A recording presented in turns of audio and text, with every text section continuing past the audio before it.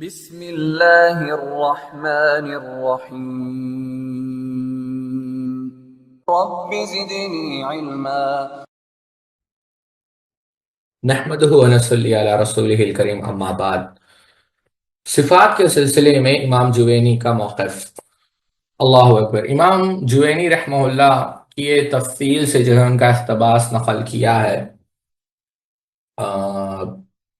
علامہ البانی رحمۃ اللہ علیہ نے، لیکن ایک بات جو ان کے رسائل سے میں نقل کرنا چاہوں گا یہ لمبے اقتباس سے پہلے، وہ یہ ہے: ابو محمد جو امام الحرمین یعنی امام جوینی کے والد محترم تھے، انہوں نے اپنے اشاعرہ شیوخ یعنی جو ان کے وہ مشائخ تھے جو اشعری عقیدہ رکھتے تھے، ان کو نصیحت کرتے ہوئے آپ نے فرمایا کہ جو شخص اتنا کچھ پڑھ لینے کے باوجود ابھی تک اپنے معبود کی جہت کو نہیں پہچان پایا، یعنی اپنا معبود کہاں ہے، خدا کہاں ہے، اللہ کہاں ہے، اور ایک بکریاں چرانے والی لونڈی تم سے زیادہ اللہ تعالی کی معرفت رکھتی، یعنی آپ اس حدیث کو سامنے رکھیں، تو پھر اس پڑھے لکھے شخص کا دل ہمیشہ اندھیروں اور تاریکیوں میں بھٹکتا رہے گا، جو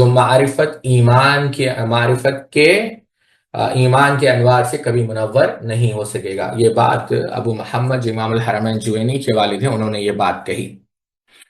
آتے ہیں اس بات پر، اسی طرح امام محمد جوینی شافعی جن کا انتقال 438 ہجری میں ہوا، جو امام الحرمین کے والد تھے، انہی کا اقتباس، مگر پھر اللہ نے انہیں استوا اور دیگر صفات خداوندی کے سلسلے میں اسلاف کے نقش قدم کی پیروی کی توفیق بخشی، اور اس سلسلے میں ایک مفید رسالہ تیار کیا اور اپنے مسلمان بھائیوں کی خیرخواہی کے جذبے سے لوگوں کے درمیان اس کی اشاعت کی۔ امام موصوف نے اس رسالے میں اپنی علمی زندگی کے حصی دور میں پیش آنے والی ذہنی شکوک و شبہات اور حیرت و تردد کی بڑی دقیق توصیف کی، جبکہ اسلاف کی اتباع اور اپنے دور کے علماء کلام، پیپل آف فلسفی، یا یوں سمجھے جو کلام ریٹورک، جو کہ استواء کی تعویل تسلط سے کرتے تھے، اتباع کے مابین تردد حیرت کے شکار تھے، اپنے رسالے کے صفحہ نمبر 176 176 177 اس میں رقم دراز ہے: معلوم ہونا چاہیے کہ میں چند دنوں تک 3 مسائل میں سخت پریشان تھا۔ اگلے صفحے پر جائیں، اور یہ جو 3 مسائل میں پریشان تھے کوئی معمولی شخصیت نہیں، وقت کے امام ہیں۔ پہلا صفات، دوسرا خدا کا بلندی میں ہونا، تیسرا قرآن سے متعلق خط و صوت، حرف کہتے ہیں لیٹرز کو، صوت کہتے ہیں آواز کو، وائس۔ معاصرین کی کتابوں میں ان مسائل کے سلسلے میں مختلف آراء و اقوال، معاصرین کنٹمپریری اسکالرز، آراء و اقوال دیکھ کر میں سخت پریشان تھا، اس لیے کہ بعض کتابوں میں صفات خداوندی کی تعویل و تحریف کا نظریہ نظر آتا، تو میں تو وقف کے راہ اختیار کرنے کا مشورہ ہوتا، یعنی تو کسی میں تو توقف یعنی سائلنس کا ہوتا، کسی میں تعویل انٹرپریٹیشن و تعطیل، انشاءاللہ ہم تفصیل سے پڑھیں گے یہ کیا ہے۔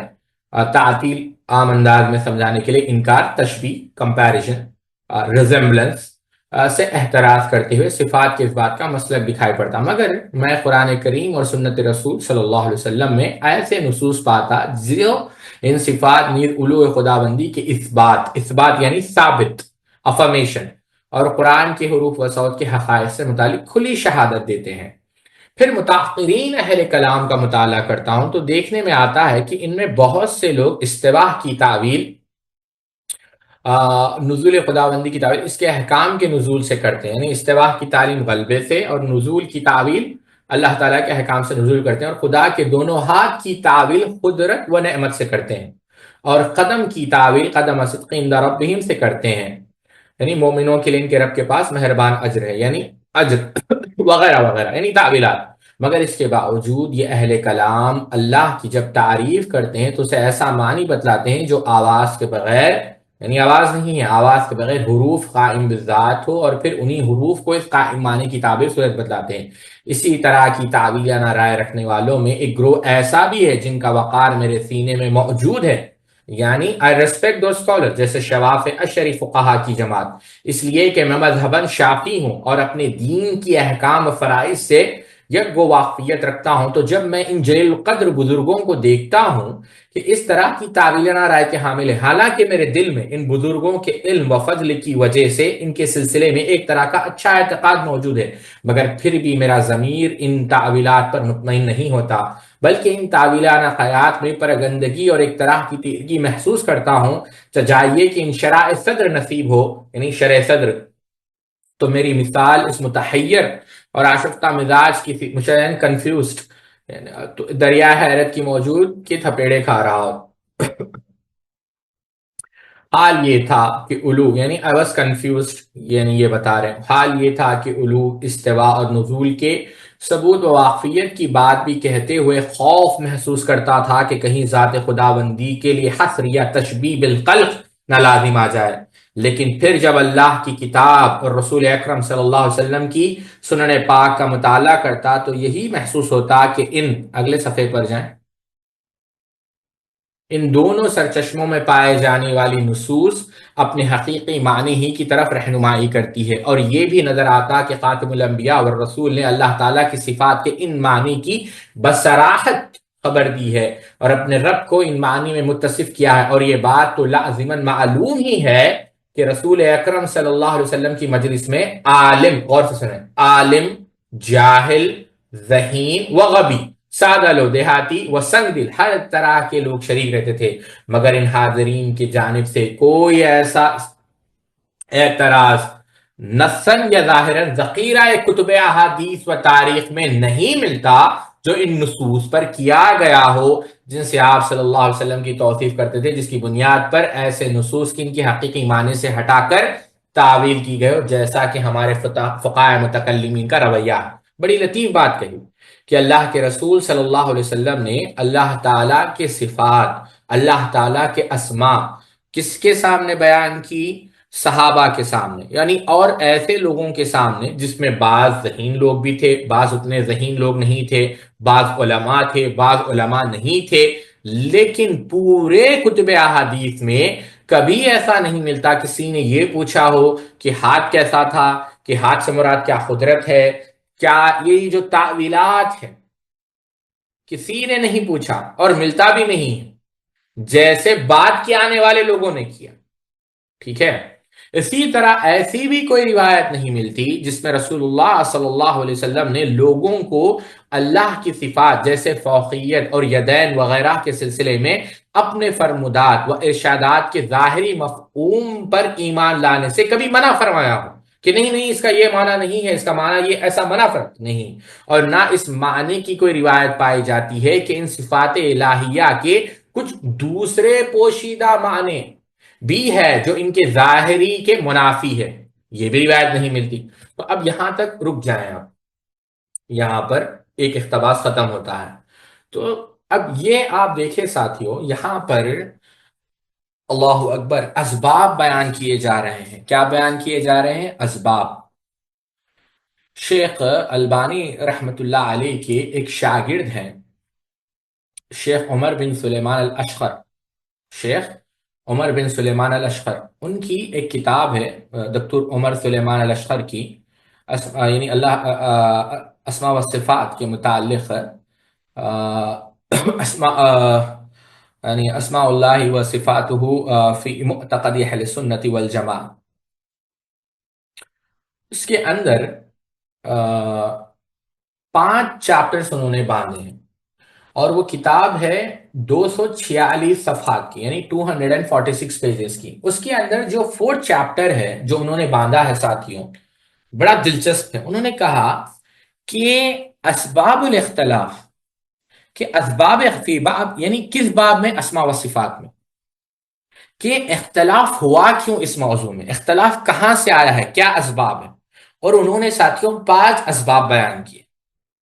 غور سے سمجھیں اس بات کو، 5 اسباب بیان کیے۔ پہلا سبب جو انہوں نے بیان کیا کہ عقل کو جو ہے ترجیح دی گئی نقل کے مقابلے میں، عقل کو ترجیح دی گئی نقل کے مقابلے میں، حالانکہ ترجیح کس کو دینا چاہیے؟ نقل کو، عقل کو نہیں۔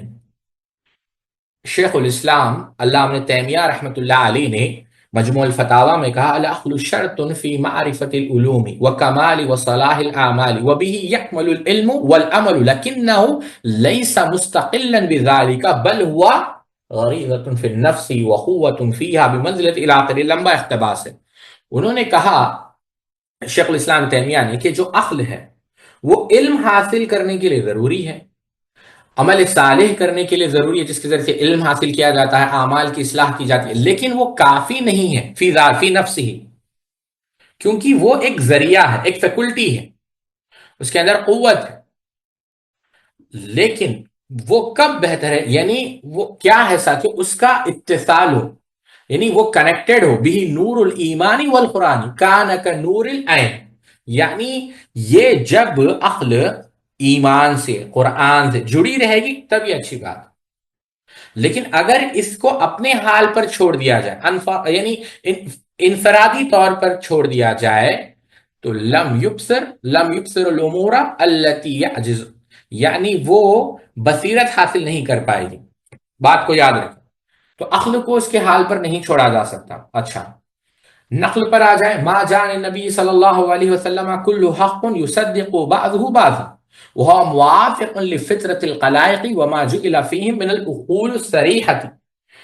جو کچھ بھی اللہ کے رسول صلی اللہ علیہ وسلم سے وارد ہوا ہے وہ عقل کے موافق ہوگی. یہ ناممکن ہے کہ وہ عقل کے موافق نہ ہو، بلکہ امام سیوطی نے تدریب الراوی کے اندر بیان کیا اذا رأیت الحدیث یبائن المعقول او یخالف المنقول او یناقض الاصول فاعلم انه موضوع، کہ اگر تمہیں حدیث ملے جو آپ کو عقل کے خلاف لگے، یعنی جو منقول ہے معقول ہے اس کے خلاف ہو، اصول کے خلاف ہو، تو وہ موضوع ہوگی، یعنی ایسا ناممکن ہے. کیوں ساتھیوں؟ اس بات کو سمجھے. بلکہ یہاں پر بس ایک بات میں نقل کرنا چاہوں گا. علامہ ابن تیمیہ رحمۃ اللہ علیہ کی جو کتاب ہے درء تعارض العقل والنقل، جو امام رازی کے اساس و تقدیس کا رد ہے اصل میں، کہ جہاں پر یہ کہا گیا کہ عقل کو ترجیح دی جائے گی نقل کے مقابلے میں، اور لمبی بحث ہے. علامہ ابن تیمیہ رحمۃ اللہ علیہ، اللہ ان کی قبر پہ کروڑوں رحمتیں فرمائے، بڑی تفصیل کے ساتھ اس کا رد کیا ہے. میں یہاں پر 3 باتیں رکھنا چاہوں گا ساتھیوں اور اپنی بات کو ختم کروں گا اس موضوع پر. پہلی چیز کہ عقل کو ترجیح کیوں نہیں دی جائے گی، ایک بات ہے. دوسری چیز عقل اور نقل کے متعلق ہمارا موقف کیا ہے. اور تیسری چیز قرآن مجید ہمیں اس کے متعلق یا احادیث اس کے متعلق ہمیں کیا دیتی، یعنی ہدایت فراہم کرتی ہے. ایک اقتباس میں شیخ الاسلام تیمیہ سے نقل کروں گا، بہت سارے ہیں لیکن ایک بس بات کو سمجھانے کے لیے، کیونکہ یہ ہمارا موضوع نہیں، اس کے لیے مستقل گھنٹوں چاہیے اس بات کو واضح کرنے کے لیے کہ نقل کا کیا مقام ہے عقل کے مقابلے میں. ٹھیک ہے. پہلی چیز ساتھی، عقل کو نقل پر ترجیح کیوں نہیں دی جا سکتی، یعنی مقدم کیوں نہیں کیا جا سکتا. اس کی بہت ساری وجوہات ہیں.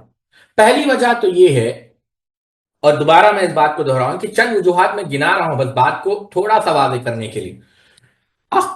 عقل جو ہے، لا حول ولا قوت الا باللہ، عقل جو ہے یہ عاجز ہے، اور عقل جو ہے یہ کوئی آزاد چیز نہیں ہے، یہ ایک ڈیپینڈنٹ چیز ہے، محتاج ہے. کس پر؟ حواس خمسہ پر، یعنی دیکھنے کی صلاحیت، بولنے کی صلاحیت، سونگنے کی صلاحیت، سننے کی صلاحیت، محسوس کرنے. یہ جو قوت عملیہ ہے، قوت جو عقلیہ ہے وہ کچھ نہیں کر سکتی جب تک قوت عملیہ جو ہے حرکت نہ کرے. اگر کوئی شخص دیکھ نہیں سکتا، سن نہیں سکتا، محسوس نہیں کر سکتا، بات نہیں کر سکتا، محسوس نہیں کر سکتا، تو اس کی عقل ناقص ہوگی نہ کہ کامل. اس کا مطلب عقل محتاج ہے، آزاد نہیں. دوسری بات، اگر عقل کافی ہوتی وجود کے لیے یا توحید کو سمجھنے کے لیے تو بتائیے کہ اللہ رب العزت نے تو عقل کے ساتھ آپ کو پیدا کیا، تو پھر نقل کو بھیجنے کی کیا ضرورت ہے؟ یہ اس بات کی دلیل ہے کہ نقل رسولوں کو اس لیے بھیجا، کتابوں کو اس لیے نازل کیا کہ عقل ہدایت کے لیے کافی نہیں ہے. اگر عقل ہدایت کے لیے کافی ہوتی تو نقل کو نازل کرنے کا مقصد کیا ہے؟ تیسری بات، عقل کو آپ لے لیں، ہر ایک کا جو معیار ہے یا ہر ایک کی جو عقل ہے وہ برابر نہیں. ہر معاشرہ الگ سوچتا ہے، وقت کی روانگی کے ساتھ، یعنی جو سوچنے کا طریقہ ہے، زاویہ، وہ بدلتے رہتا ہے. نقل بدلتی نہیں، عقل بدلتی رہتی ہے. تو ایک چیز جو متغیر ہے، جو بدل رہی ہے، اور ایک چیز جو سبحان اللہ الحمدللہ الذی انزل علی عبدہ الکتاب، یعنی جو سورہ کہف کی آیت ہے، میں اس تفسیر میں نہیں جانا چاہتا ورنہ اور بات لمبی ہو جائے گی. عقل جو ہے وقت کے ساتھ بدل رہی ہے، لیکن نقل وقت کے ساتھ نہیں بدل رہی ہے. پھر آپ دیکھیں یہ عقل کے پیروکار کون ہے؟ ابلیس سے. جو سب سے پہلے جس شخص نے عقل کو نقل کے اوپر ترجیح دی وہ ابلیس تھا، ہے کہ نہیں؟ اور کیوں تھا وہ اور بات کو وضاحت نہیں کرتے، آپ لوگ طلباء. دوسری چیز ساتھی کہ کیوں قرآن و حدیث میں آپ دیکھیں سبحان اللہ، شیخ الاسلام علامہ ابن تیمیہ رحمۃ اللہ علیہ نے کہا، نوح علیہ السلام کے بیٹے نے کہا کہ میں تو کسی بڑے پہاڑ کی طرف پناہ میں آ جاؤں گا جو مجھے پانی سے بچا لے گا. یہ عقل ہے. کیا کہا؟ میں بڑے پہاڑ کی طرف چلے جاؤں گا اور وہاں میں کیا ہوگا؟ بچ جاؤں گا. تو نوح علیہ السلام نے کیا کہا؟ آج اللہ کے امر سے بچانے والا کوئی نہیں، صرف وہی بچے گا جن پر اللہ تعالیٰ کا رحم ہو. یہ نوح علیہ السلام رسول ہے، اور کس بنیاد پر یہ بات کہہ رہے ہیں؟ وحی کی بنیاد پر. اس وقت جو دوریوں کے درمیان یہ جو موج حائل ہو گئی تو کیا ہوا؟ نتیجہ کیا ہوا؟ کون ڈوب گیا؟ نوح علیہ السلام کا بیٹا. شیخ الاسلام تیمیہ نے کہا جو شخص عقل کو کتاب و سنت پر مقدم کرتا ہے وہ اسی طرح خواہشات اور بدعات و خرافات میں غرق ہو جاتا ہے. تو عقل کو ترجیح دی جائے گی نہ کہ عقل کو. اب یہاں پر آپ دیکھیں گے بعض وہ لوگ ہیں جو عقل کو ترجیح دیتے ہیں نقل پر، جیسے معتزلہ ہے، اور بھی بہت سارے لوگ ہیں. بعض وہ لوگ ہیں جو نقل کو ترجیح دیتے ہیں عقل پہ، جیسے ظاہریہ ہے. لیکن جو اہل حدیث ہے نقل اور عقل دونوں جو ہے استعمال کرتے ہیں، دونوں ضروری ہے. لیکن ہمارا یہ ماننا ہے کہ عقل صحیح اور نقل صریح، عقل صحیح جو عقل سالم ہو، صحیح ہو، صحیح رخ میں سوچ رہا. بھائی تو بچے تو دونوں طرف تھے، یوسف علیہ السلام کے بھائی بھی تھے، اسماعیل بھی تھے. تھی یہ مکتب کی کرامت یا تھا یہ فیضان نظر یا مکتب کی کرامت کہ اسماعیل کو سکھائی کس نے آداب فرزندی. کہ آپ دیکھیں اسماعیل علیہ السلام کی عقل کو دیکھیں اور یوسف علیہ السلام کے بھائیوں کو دیکھیں، عقل سالم. تو ہمارا یہ ماننا ہے کہ عقل صحیح اور نقل صریح میں کبھی تعارض نہیں ہو سکتا. بہرحال یہ جو ہے اصل بات ہے. تو پہلی چیز جو ذکر کی گئی کہ عقل کو ترجیح نہیں دی جائے گی، ترجیح کس کو دی جائے گی؟ ترجیح دی جائے گی نقل کو. یہاں پر ایک بات ذکر کرنا چاہوں گا جو شیخ فلاح بن اسماعیل منقدر رحمۃ اللہ علیہ انتقال ہو گیا ہے، ان سے پوچھا گیا، جو کویت کی جو یونیورسٹی تھی اس کے وہ ڈین بھی رہ چکے ہیں، ان سے پوچھا گیا تو یہی سوال جو عموماً بعض لوگ طلباء بھی کرتے ہیں کہ ہم نے سنا ہے کہ ابن حجر جو ہے اشعری ہے، امام نووی اشعری ہے، تو اس کا کیا ہے؟ امام نووی رحمۃ اللہ علیہ پر ہم آئیں گے. جہاں تک ابن حجر کا تعلق ہے یہ ہمارے الفاظ ہیں، شیخ فلاح کے نہیں. تو بطلان دعویٰ ان ابن حجر کان اشعریًا، یہ آپ پڑھ لیں اور فتح الباری میں بھی آپ دیکھیں گے تو یہ بات روز روشن کی طرح واضح ہو جائے گی کہ ابن حجر اسقلانی اشاعرہ میں سے نہیں تھے. بہرحال شیخ فلاح کہتے ہیں رحمۃ اللہ علیہ کہ اشاعرہ کے 3 بنیادی اصول ہیں. عقل کو نقل پہ فوقیت حاصل ہے، اور جہاں عقل و نقل میں تعارض ہو وہاں نقل میں عقل کے مطابق تعویل کی جائے گی. دوسرا، عقیدے کے مسائل میں صرف متواتر اخبار کو لیا جائے گا، اور اخبار احاد فروعی مسائل میں تو قابل حجت ہو سکتی ہے لیکن عقد یعنی عقیدے کے مسائل میں یہ قابل حجت نہیں. تیسرا، متواتر بھی جہاں عقل سے ٹکرائے اس کی بھی تعویل کی جائے گی. مثلا الرحمن علی العرش استوى، یہاں اب استواء کی ظاہری معنی کو نہیں لیا جائے گا بلکہ اس میں تعویل کی جائے گی. یہ کس کے اصول ہے؟ اشاعرہ کے. اسی لیے شیخ کہتے ہیں اسی لیے استواء بمعنی یعنی غضبہ لیا جائے گا، جس میں یہ امام قیم رحمہ اللہ کہا کہ اشاعرہ نے لام اسی طرح استعمال کیا ہے جیسے یہود نے نون استعمال کیا ہے، کہ جب اللہ تعالیٰ نے کہا، یہ جو ہے صواعق المرسل آپ پڑھیں گے تو کبھی تفصیل سے ہم اس کو سمجھائیں گے کہ یہ جو ہے جو کام یہودیوں نے کیا تھا وہی کام اہل بدعت کر رہے ہیں. جب کسی کتاب میں ان مذکورہ اصولوں پہ یہ عمل ہو تو کتاب اشاعرہ کی ہے، اور جس شخص میں یہ خصوصیت ہے وہ شخص اشعری ہے. اس کے مقابلے میں سلفیہ کے جو اصول ہے برعکس ہے. 3 اصول اس کے مخالف نقل کو عقل پہ مطلقاً انکنڈیشنلی فوقیت حاصل ہے، کیونکہ عقل محدود ہے، عقل از ریسٹرکٹیڈ، اور نقل من اللہ ہے۔ اللہ اکبر۔ ابن خلدون نے یہی بات کہی کہ اگر آپ وحی کو تولنا چاہتے ہیں عقل کے میزان میں، یہ ایسا ہی ہے جیسا کوئی شخص پہاڑ کو تولنا چاہے اس میزان میں جس میں سونے کو تولا جاتا ہے، سونا، گولڈ۔ دوسرا اصول، قرآن یا سنت کے صحیح نص میں اور اسی طرح ثابت شدہ خبر متواتر ہو یا احاد، ان میں کوئی فرق نہیں ہے، اور یہ سب بلا تفریق قابل حجت ہے، کیونکہ اللہ نے سب رسول کو خبر احاد کے ساتھ ہی بھیجا ہے۔ تیسری بات، نصوص کے معنی ظاہری اور لغتن کے مطابق لے جائیں گے، یہاں تک کہ نصوص یا سلف سے کوئی تعویل کی دلیل نہیں ملتی۔ ٹھیک ہے؟ اب کہتے ہیں، اب جو یہ کہے امام نووی اور ابن حجر رحمہ اللہ اشاعرہ تھے تو وہ غلطی پہ ہے۔ ان دونوں ائمہ کی کتب سے ایک بات ایسی دکھائی جائے جو اشاعرہ کے قواعد پہ ہو، بلکہ ان دونوں کی کتاب کا انحصار ہی کتاب و سنت اور اقوال سلف پہ رہا، نہ کہ عقل پہ۔ اسی طرح کوئی ایک بھی ان کی کتاب میں مقام نہیں جہاں دونوں خبر واحد کو حجت نہیں مانا، بلکہ یہ محدثین کا طریقہ ہی نہیں رہا۔ امام بخاری رحمہ اللہ نے اپنی صحیح کا آغاز خبر واحد انما الاعمال بالنیات سے کیا، اور اسی طرح صحیح کی آخری حدیث بھی خبر واحد ہے۔ اس پہ ابن حجر رحمہ اللہ تبصرہ کرتے ہوئے کہا کہ امام بخاری نے متواتر احادیث کو 2 احاد احادیث کے اندر بند کر دیا ہے، اور یہ بتلا دیا ہے کہ حجت کے لحاظ سے دونوں میں کوئی فرق نہیں ہے۔ اسی لحاظ سے اشاعرہ کے پہلے دونوں اصول ان ائمہ اور ان کی کتب میں نہیں پائے جاتے۔ ہاں، تیسرا اصول یعنی کہ تعویل وہ ان دونوں ائمہ میں کچھ حد تک ہے، لیکن اس طرح نہیں جیسے ان اشاعرہ میں موجود ہے، بلکہ ان دونوں نے اپنے شیوخ سے یہی علم لیا اور ان میں تعویل نہیں تھی، بلکہ کسی حد تک کچھ مسائل میں تذبذب اور اضطراب تھا۔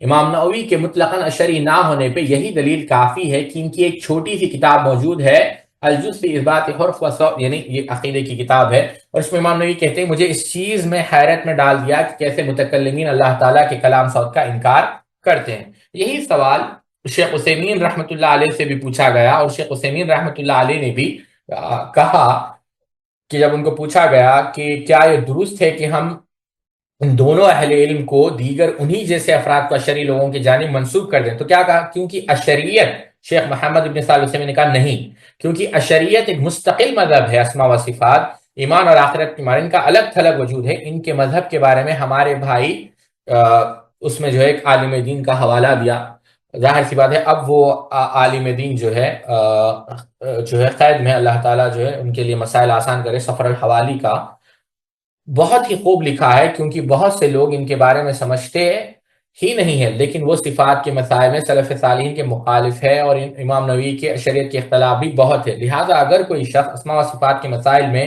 کوئی ایسی بات کہہ دے جو شریعت کے مطابق ہے، تو ہم یہ نہیں کہیں گے کہ ایسی بات کہنے والا شرعی ہو گیا۔ آپ خود ہی بتلائیں کہ اگر کسی حنبلی شخص کو دیکھیں گے وہ کسی مسئلے میں شافعی مذہب کی بات کو صحیح مانتا ہے، تو کیا وہ حنبلی شافعی ہو جائے گا؟ پھر اسی طریقے سے اور بھی بات کہی۔ بہرحال خلاصہ یہی ہے کہ یہ اشعری نہیں تھے۔ تو بات گھوم پھر کر چلے ہم وہیں پر آتے ہیں کہ پہلا جو سبب بنا وہ کیا ہے ساتھیوں؟ کس کو ترجیح دی گئی؟ عقل کو۔ کس کے مقابلے میں؟ نقل کے مقابلے میں۔ ٹھیک ہے۔ دوسرا سبب جو بیان کیا گیا کہ محکم آیتوں کو جو ہے چھوڑ کر متشابہات کے پیچھے جو ہے لگ گئے، اور اس کی واضح مثال آج کل کے رضاخانی ہے، بریلویہ۔ آپ دیکھیں قرآن مجید میں ایک مثال میں آپ کو عرض کر رہا ہوں، واضح ہے کہ انبیاء علیہ قل انما انا بشر مثلکم کے واضح، یعنی یہ واضح مسئلہ ہے کہ انبیاء علیہ الصلاۃ والسلام کیا ہے؟ بشر ہے، لیکن اب متشابہات کے یعنی ایسی آیتوں کے پیچھے جانا اور بیجا تعویلات کرنا، یہ ثابت کرنے کی کوشش کرنا کہ نور ہے، نور من نور اللہ ہے، نعوذ باللہ من ذلک، یہ کیا ہے؟ جو آیت واضح ہیں ان کو چھوڑ کر کہاں جانا؟ یعنی کیا کہنا کہ متشابہات کے پیچھے، یعنی اس کی بہت ساری قسمیں بھی بیان کی شیخ رحمہ اللہ نے، اس میں ہم نہیں جاتے، یعنی بہت سارے قسمیں بیان کی۔ تیسرا ساتھیوں، فلسفہ۔ اللہ اکبر، کیا ہے؟ فلسفہ۔ یہ بڑی بھیانک چیز ہے، یعنی فلسفے کے پیچھے دوڑنا، یہ کیا ہے؟ اور آج کل بہت سارے لوگ اس کو پسند کہ ہر چیز لاجیکل، آپ سب سے پہلے جو ایک فارسی کے جو گزرے ہیں شخص، کیا نام ہے، فارابی، جن کا انتقال 259 ہجری میں ہوا، 259 میں، نہیں نہیں، وہاں جب تو وہ پیدا ہوئے 349، ہاں 349، ہاں 339 میں ان کا انتقال ہوا. تو وہ جو ہے مترجم تھے. ارسطو جو ارسٹاٹل تھا، اس کے جو کام تھے انہوں نے ترجمے کیے، اور ان کو اسی وجہ سے جو ہے سیکنڈ ٹیچر کہا جاتا تھا، یعنی دوسرے معلم. پہلے معلم ارسطو یعنی ارسٹاٹل، اور جو ابن سینا ہے، ابن رشد ہے، انہی سے متاثر تھے، فارابی سے. بلکہ یہ ایک مقام پہ یہ متفق ہو گئے ارسطو کی رائے سے کہ جو فلسفی کا جو مقام ہے، نعوذ باللہ من ذالک، وہ کس سے افضل ہے؟ نبی سے. کیونکہ فلسفی جو مسائل کو سمجھتا ہے وہ اپنی عقل کے ذریعے سے، تدبر اور تفکر کے ذریعے سے، اور نبی جو سمجھتا ہے بقول فلاسفہ، وہ تصور کے ذریعے سے، امیجنیشن کے ذریعے سے، نعوذ باللہ من ذالک. حالانکہ یہ یعنی یا خدا دے آدمی کو موت پر الٹی عقل نہ دے. آپ دیکھیں 1,24,000 انبیاء میں آپ کو کوئی بھی نبی ایسا نہیں ملے گا جن کی تعلیمات میں تضاد ہو. ہر ایک کی تعلیم شفاف واضح، کوئی تضاد نہیں. لیکن حالانکہ فلاسفہ کو آپ دیکھیں، ارسطو کچھ اور کہتا ہے، سوکریٹس کچھ اور کہتا ہے، ڈانٹے کچھ اور کہتا ہے، نیچے یعنی آپ the list goes on. تو یہ تضاد ہی تضاد ہے. تو یہاں پر بحث ہی کہاں بنتی ہے کہ کون، یعنی یہ کوئی مقابلہ ہی نہیں. کہاں راجہ بھوج، کہاں گنگا تیلی، یعنی کوئی مقارنہ ہی نہیں. اور دوسری بات، فضیلت تو تب ہوگی کہ جو نتیجہ اخذ کیا گیا ہے، آیا جو آؤٹ کم ہے وہ آؤٹ کم کریکٹ ہے یا نہیں ہے. انبیاء علیہ السلام کی کوئی ایک تعلیم بھی نہ عقل کے خلاف ہے، نہ یعنی کوئی یعنی جو قانون ثابت شدہ قوانین ہے، کوئی ایسی تعلیم آپ کو نہیں ملے گی جس کے اندر کوئی نقص ہو. سبحان اللہ، کوئی نقص نہیں. کیوں؟ انبیاء علیہ السلام کی جو تعلیمات ہے وہ اللہ رب العزت کی طرف سے نازل شدہ ہے. لیکن جو فلاسفہ کا کلام ہے، تضاد ہے، نقص ہے، یعنی اس کے اندر اتنی غلطیاں ہیں کہ انسان ایک زندگی میں اس کا احاطہ بھی نہیں کر سکتا، اتنی غلطیاں اس کے اندر پائی جاتی ہیں. لیکن یہ اتنا پھیلا کیوں ساتھیوں؟ ایک تو یہ بحث تھی کہ جو گناہ کرتا ہے وہ کیا کافر رہے گا، مسلمان رہے گا، جو اعتزال جو پھیلا. دوسرا یہ کہ اس دور میں جو ہے جو بنو عباسیہ تھے ان کا جو ہے سپورٹ ان کو مل گیا. اور تیسرا جو بہت ایک اہم سبب ہے، اس کو میں تفصیل سے نقل کرنا چاہوں گا، کہ جو مأمون تھے علیہ الرحمہ، انہوں نے کیا کیا، جو اس وقت کا جو رومن امپرر تھا، اس کو جو ہے ایک خط لکھا کہ جو ارسطو کا پورا کلام ہے، اس کی جو پوری کتاب ہے وہ بھیجو. اب وہاں پر جو رومن امپرر تھا وہ تھوڑا سا جھجکا. اس نے جو ہے وہاں کے جو نصارہ یعنی جو کرسچن اسکالرز تھے، ان کو پوچھا. تو انہوں نے کیا کہا پتا ہے؟ جو کرسچن اسکالر، انہوں نے کہا کہ یہ جو ہے، یہ جو کتب یعنی جو کتابیں ہیں فلسفے کے اوپر، ہم نے تو اس کو بند کر رکھا ہے، اور نہ ہم اس کو پڑھنے دیتے ہیں نہ پڑھاتے ہیں. کیونکہ اگر پڑھیں گے تو لوگ جو ہے نصرانیت چھوڑ دیں گے، اور جو دین کا وقار ہے، دین کے شاعر کے لیے جو تعظیم ہے وہ ختم ہو جائے گی. ایک کام کرتے ہیں، یہ پوری کتابیں چلو خلیفہ کو بھیج دیتے ہیں، اور بھیجیں گے تو اس مسلمانوں کے اندر جو ایک روحانی قوت ہے، یا بالفاظ دیگر جو ایمانی خون ان کی رگوں میں دوڑ رہا ہے، وہ مار کھا جائے گا. تو آپ تاریخ کی کتابیں اٹھا کر دیکھیں، 5 اونٹیں بھری ہوئی کتابوں سے وہ مامون رشید کو بھیجی گئی. اور پھر مامون رشید نے جو نصارہ علماء تھے ان کو بلایا، اور ان کے ذریعے سے یہ کتابوں کو عربی میں جو ہے ترجمہ کروایا. تو یہ ایک سبب تھا. پھر یہ بھی تھا، اور اس میں کہ کلام، یہ جو کلام کا جو شوق چڑھ گیا تھا کہ کلام جو ہے استعمال کیا ہے. تو وہاں سے کیا ہوا، یہاں سے ایک سبب تو یہ ہوا، آپ سمجھ رہے ہیں. تو محکم ہو گیا خلاص. چوتھا جو ہے، جو عقائد ثابت شدہ ہے، جو یعنی آپ دیکھیں گے جب کلام آپ دیکھیں گے، جیسا ہم نے کل دیکھا، اس کو جو ہے ڈھانے کی کوشش کی گئی، یعنی جو واضح چیزیں ہیں اس سے جو ہے انحراف کیا گیا. اور 5ویں چیز ساتھیوں وہ یہ ہے کہ ضعیف اور موضوع روایتوں کا سہارا لیا گیا اور صحیح احادیث کو چھوڑ دیا گیا. جو ضعیف روایات ہے، موضوع روایت، اس کو لیا گیا، اور جو واضح صاف یعنی سلسلۃ الذہب، ان روایتوں کو ترک کر دیا گیا. یہ 5 جو ہے اسباب پر. ٹھیک ہے. بہرحال باتیں بہت ساری ہیں، لیکن ایک بات دوبارہ میں یہی کہوں گا کہ جو عقل ہے وَأَنَّ الْعَقْلَ لَا يَنْفَقُ عَنِ الْهَوَىٰ فَلَا يَصْلُحُ حُجَّةً بِنَفْسِهِ بِحَالٍ، یہ یاد رکھیں، اللہ اکبر۔ جو بات امام بزداوی رحمہ اللہ نے کہی، 5ویں صدی کے عالم دین گزرے ہیں، یعنی عقل جو ہے نفسانی خواہشات سے پاک نہیں، اسی لیے یہ دین میں حجت اور دلیل نہیں بن سکتی۔ اور یہی بات امام قرطبی رحمۃ اللہ علیہ نے بھی کہی، ان اللہ سبحانہ لم یبنی امور الدین علی عقول العباد ولم یؤد على ما تحتمله عقولهم يدركونها بأفهامهم، بل وعد وعود بمشيته وإرادته وأمر ونهى بحكمته، ولو كان كل ما لا تدركه العقول مردودا لكان أكثر الشرائع مستحيلا۔ یعنی آخری کہتے ہیں کہ اللہ تعالیٰ نے شرعی احکامات کو بندوں کے عقلوں کے مطابق بیان نہیں کیا، نہ ہی اس نے بندوں کو ان کی خواہشات اور مشیت کے مطابق ڈرایا اور وعدہ کیا، بلکہ اپنی مشیت کے مطابق ان کو ڈرایا اور ان سے وعدے کیے، اپنی حکمت کے حساب سے ان کے لیے ترغیب اور ترہیب بیان کی۔ اگر ہر اس چیز کو اس بنا پر جھٹلایا جائے کہ عقل سے باہر، تو اس طرح تمام کی تمام شریعت بیکار ہو کر رہ جائے گی۔ اللہ اکبر۔ یہ بات امام قرطبی رحمہ اللہ نے کہی التذکرہ کے اندر۔ تو یہ چیز ہے ساتھیوں، ٹھیک ہے۔ تو اب یہاں پر آتے ہیں پھر دوبارہ امام جوینی رحمہ اللہ کی طرف۔ چلیں، اسی طویل بحث کے بعد امام جوینی رحمۃ اللہ علیہ نے استواء اور فوقیت کے سلسلے میں بعض قرآنی آیات اور احادیث رسول پیش کیا۔ بعد صفحہ نمبر 181 پہ فرمایا، جب مجھے اچھی طرح یہ بات معلوم ہو گئی تو تعویل و تعطیل اور تشبیہ و تمثیل کے شکوک و شبہات اور جہالت سے گلوخلاصی حاصل کر لی، اور اپنے رب کی بلندی اور فوقیت نیز عرش پر اس کے استواء پر ایمان لے آیا۔ اس سلسلے میں حق اس طرح واضح ہے کہ سینہ اسے قبول کرنے کا پوری طرح آمادہ ہے، اور عقل سلیم صفات کی تحریف کبھی گوارا نہیں کرتی، اور صفات الہیہ کے سلسلے میں توقف کا موقع اختیار کرنا تو سراسر جہالت اور نادانی ہے، جبکہ اللہ تعالیٰ نے اپنی ذات کو ان صفات سے متصف قرار دیا ہے تاکہ ہم ان کے ذریعے اس کی معرفت حاصل کر سکیں۔ تو صفات الہیہ کے اس بات و نفی کے مسئلے میں توقف اختیار کرنا دراصل ان صفات کی حقیقی مقصد، یعنی انسان کا ان صفات کی معرفت حاصل کرنے کا ضائع کرنا ہے۔ اللہ نے تو اپنی ذات کو ان اوصاف سے محض اس لیے متصف قرار دیا تاکہ ہم بھی ان صفات کو ثابت مانیں اور راہ توقف یعنی سائلنس، اگلے صفحے پر جائیں،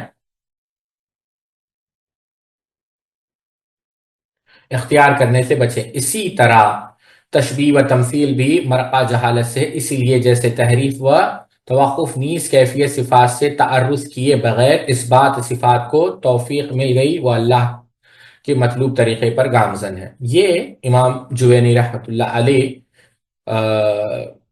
نے ذکر کیے۔ اب پھر یہاں اس سے قبل آگے بڑھنے سے پہلے ساتھیوں، یہ صرف امام جوینی رحمۃ اللہ علیہ کا حال نہیں ہے۔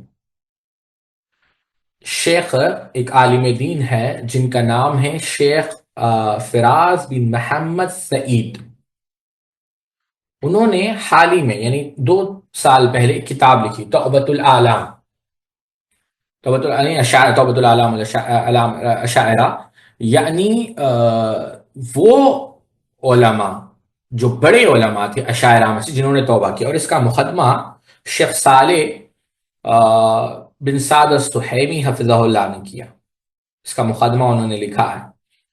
اس کے اندر آپ دیکھیں گے آپ نے بہت سارے علماء کا ذکر کیا جنہوں نے اختیار تو کیا یہ مذہب، لیکن بعد میں انہوں نے توبہ کر لی۔ پہلا جو ذکر کیا خود بانی مذہب آپ کہہ لیں یا جس کی طرف نسبت کی جاتی ہے، ابو الحسن اشعری رحمۃ اللہ علیہ کے متعلق۔ یہاں پر صرف ایک بات کہنا چاہوں گا، جس طرح احناف کا یہ کہنا کہ ہم امام حنیفہ رحمہ اللہ کے پیروکار ہیں، اس میں کوئی خاص حقیقت نہیں، اسی طریقے سے اس بات میں بھی اشاعرہ کی کوئی حقیقت نہیں جو یہ کہتے ہیں کہ ہمارا تعلق ابو الحسن اشعری رحمہ اللہ سے۔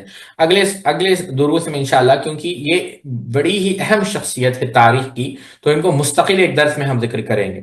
تو پہلی شخصیت ان کا انہوں نے ذکر کیا کہ کیوں توبہ کی؟ پھر دوسری جو شخصیت کا ذکر کیا وہ قاضی ابو بکر باقلانی رحمۃ اللہ علیہ کا، کہ انہوں نے بھی آخری زندگی کے آخری مرحلے میں جو ہے انہوں نے کیا کیا، اس موقف سے جو ہے رجوع کیا۔ پھر تیسرا یہی امام الحرمین ابو المعالی جوینی رحمۃ اللہ علیہ کا۔ اب چوتھی شخصیت جن کا ذکر کیا وہ ہے فخر الدین رازی رحمۃ اللہ علیہ کا۔ اللہ اکبر۔ اب ساتھیو دو رازی ہے، ایک ہے ابو بکر زکریا الرازی، یہ تو جو ہے ناستک ہو چکے تھے، یہ وہ رازی نہیں ہے جن کا 311 ہجری میں انتقال ہوا۔ یہ ابو بکر زکریا الرازی کی بات نہیں ہو رہی ہے، یہ فخر الدین محمد ابن عمر ابن حسین ابن علی القرشی التیمی البکری، جن کا انتقال 606 ہجری میں ہوا، ان کا جو ہے ذکر ہو رہا ہے، فخر الدین رازی۔ کوئی معمولی شخصیت نہیں ہے فخر الدین رازی، یعنی یہ اشاعرہ کے بہت بڑے امام گزرے ہیں، ان کی تفسیر بھی معروف ہے۔ امام ذہبی رحمۃ اللہ علیہ نے السیر اعلام النبلاء کے اندر لکھا ہے کہ ان کے جو کام تھے، یعنی ان کی جو تالیفات و تصنیفات تھی، اس میں بہت ساری جو ہے یعنی غلط باتیں تھیں، بسا اوقات جادو کی باتیں، سنت سے جو ہے دوری اس میں دیکھی گئی، اور ہم امید کرتے ہیں امام ذہبی کے الفاظ ہے کہ اللہ انہیں معاف کرے، کیونکہ ان کا انتقال سلف کے مذہب پر ہوا، یعنی جو صحیح منہج تھا۔ اور جیسا انہوں نے ذکر کیا امام راضی کے جو آخری الفاظ تھے کہ میں نے کلام کے تمام طریقے دیکھے، فلسفے کے تمام مناہج میں نے دیکھے، لیکن اس کے اندر شفا نہیں ہے، یہ روح کی پیاس کو بجھا نہیں سکتی، میرے الفاظ ہیں ان کے، اور میں نے جو ہے جو بہترین طریقہ دیکھا ہے وہ قرآن کا ہے۔ الرحمن علی العرش استوى، اللہ تعالیٰ کی طرف کلمات اٹھائے جاتے ہیں، اللہ کے یعنی لیس کمثلہ شیء، میں اس پر ایمان لاتا ہوں، اور جو کوئی مجھ جیسا ایمان لائے گا تو وہ بھی معرفت حاصل کرے گا۔ بلکہ ابن اماد الحنبلی رحمہ اللہ نے کہا، کہ ابن صلاح نے کہا، کہ قطب الطعانی نے کہا، کہ فخر الدین رازی رحمہ اللہ نے آخری حالت میں، آپ دیکھیں کلام کے امام ہے، کوئی معمولی شخصیت ہے، جنہوں نے ان کو پڑھا وہی سمجھ سکتا ہے، کہا کہ کاش یا لیتنی میں جو ہے علم کلام میں جو ہے اپنے آپ کو اس میں مشغول نہ کرتا، اور وہ رونے لگے۔ ابن قیم رحمۃ اللہ علیہ نے الصواعق المرسلہ میں بھی یہی بات کہی کہ امام راضی رحمہ اللہ نے دوبارہ جو ہے وحی اور آثار نبویہ کا راستہ اختیار کیا اور رجوع کر لیا اپنے پرانے طریقوں سے۔ ابن کثیر نے البدایہ والنہایہ میں بھی یہی کہا، اور انہوں نے یہ بات اپنی وصیہ یعنی فخر الدین رازی علیہ الرحمٰن نے وصیہ میں یہ بات لکھی۔ تو یہ پھر جو ایک ذکر کیا ہے کہ امام کا، یہ چوتھے فخر الدین رازی رحمہ اللہ کا۔ پانچویں امام نووی رحمہ اللہ کا، جن کا ذکر ابھی ہم نے کیا۔ بلکہ امام نووی رحمہ اللہ کے متعلق اگر آپ لوگوں کو پڑھنا ہے تو شیخ مشہور آل سلمان کی اس پر کتاب ہے، جس کا ترجمہ بھی ہو چکا ہے، آپ پڑھیں تو بہت تفصیل سے۔ اور ایک شخصیت جو ہے ساتھیوں جو معروف ہے وہ امام غزالی کی۔ امام غزالی رحمہ اللہ نے بھی، ان کے مرحلے تھے، ایک تو مرحلہ جو 478 اور 488 478 to 488 ہجری میں آپ دیکھیں، اس میں آپ نے مقاصد الفلاسفہ لکھا، تحفۃ الفلاسفہ لکھا، معیار الاعلام فی فن المنطق لکھا، محاک النظر فی المنطق لکھا، الاقتصاد فی الاعتقاد۔ جو تیسرا مرحلہ تھا، دوسرا تو یہ تھا پہلے مرحلے میں کوئی خاص کوئی ذکر یعنی ان کی کتابوں کا نہیں ملتا۔ دوسرا جو مرحلہ تھا 488 سے 490 کا، اس میں رسالہ قدسیہ لکھا اور قواعد العقائد لکھا۔ پھر جو چوتھا تھا 490 سے 499 الاربعین فی اصول الدین، فیصل التفرقہ بین الاسلام والزنادقہ، القانون الکلی فی التاویل۔ یہ القانون الکلی فی التاویل، اسی القانون الکلی فی التاویل جو ہے امام راضی کی اساس و تقدیر یہیں سے نکالی گئی ہے۔ ایک سمجھے کاپی تو ہم نہیں کہیں گے، لیکن بہت ساری چیزیں اسی سے جو ہے نکالی گئی ہے، القانون الکلی فی التاویل، اور اسی کا رد ابن تیمیہ رحمۃ اللہ علیہ نے لکھا ہے۔ پھر جو پانچواں مرحلہ تھا 499 سے 503 ہجری کا، امام غزالی کا ذکر ہو رہا ہے، المنقذ من الضلال۔ پھر آخری جو مرحلہ تھا الجام العوام عن علم الکلام، جس میں جو ہے آپ نے کہا کہ ہم سلف کے منہج کو اختیار کرتے ہیں، تو امام غزالی رحمہ اللہ نے بھی جو ہے ان تمام راستوں کو جو ہے چھوڑ دیا۔ ٹھیک ہے، یہ جو ہے یہ کتاب کا میں نے خلاصہ بیان کیا ہے، بس کتاب بڑی آپ پڑھ سکتے ہیں تفصیل سے، لیکن اختصار سے تو یہ صرف بتانا مقصد یہ ہے کہ یہ صرف امام جوینی کے ساتھ، یعنی امام جوینی کے ساتھ خاص نہیں، بلکہ ایک میگزین چھپتی ہے المنار، وہ راشد رضا مصری رحمت اللہ علیہ نے بڑی پیاری بات کہی۔ انہوں نے کہا، پیاری تو میں نہیں کہوں گا، بڑی فائدہ مند بات ہے، انہوں نے کہا اس میں علامہ راشد رضا مصری نے کہ علم کلام سے اپنی ابتدائی تعلق کی بنیاد پر، کہتے ہیں کہ میرا تعلق علم کلام سے تھا، علم کلام سے اپنی ابتدائی تعلق کی بنیاد پر جب حنابلہ کے متعلق ان کتابوں میں اختلاف دیکھتا تو یہ گمان گزرتا کہ شاید حنابلہ نصوص کی تعین حرفیت پسند ہے، یعنی دے آر لٹرلسٹ، انہیں نصوص کی صحیح تفہیم حاصل نہیں، وہ عقلی علوم کی کناع سے ناواقف ہیں، یعنی they are not expert in rational sciences, نیز وہ نقل و عقلی کی مطابقت میں یقین نہیں رکھتے۔ اس کے بالمقابل اشریعت کے متعلق میرا یہ خیال تھا کہ وہ دین کا واحد منبع ہے جہاں یقین کے تمام سوتے پھوٹتے ہیں۔ پھر مجھے براہ راست حنابلہ کی کتابیں پڑھنے کی توفیق ہوئی، تب مجھ پر یہ عقدہ کھلا کہ یہ کتابیں تو عین مذہب سلف کے مطابق ہے، یہ تو صراط مستقیم کی طرف رہنمائی کرتی ہے، اس کا پڑھنے والا تو خود کو ایمان کی حلاوت اور یقین کی لذت سے ہمکنار پاتا ہے۔ اس کے نتیجے میں مجھے اشعری اور حنبلی کتابوں کی تفریق کی نوعیت سمجھ آئی کہ ان میں سے ایک فرد کو سیدھے راستے پر گامزن کرتا ہے جبکہ دوسرا ایک ایسا راستہ اختیار کرنے پر مجبور کرتا ہے جو کہ فرد کو جبکہ دوسرا ایک ایسا راستہ اختیار کرنے پر مجبور کرتا ہے جو کہ شکوک و شبہات سے پر ہے، جہاں متنوع نظریات مباحث کی کثرت ہے۔ مجھ پر یہ ظاہر ہوا کہ مذہب سلفی صحیح و محکم مذہب ہے، نیز نبی کریم صلی اللہ علیہ وسلم کی صداقت کی دلیل ہے کہ جب مسلمانوں نے الہاتی مباحث یعنی جو تھیولوجیکل یعنی الہاتی مباحث کی تحقیق کے لیے فلسفے کو بنیاد بنایا اور اپنے ما سبق عقلی علوم سے استفادے کے نتیجے میں انہوں نے ایمان کی توثیق اور حق تک کی رسائی کے لیے جن دلائل پر قناعت کیا وہ اپنی اساس میں قرآن اسلوب سے غیر موافق تھی۔ اس سے یہ واضح ہوا کہ اگر یہ قرآن واقعی انسانی کارنامہ ہوتا تو یقیناً ان کے ترک کرنے پر اور عقلی علوم کو متمع نظر بنانے کی بنیاد پر وہ اوج کمال تک پہنچ جاتے۔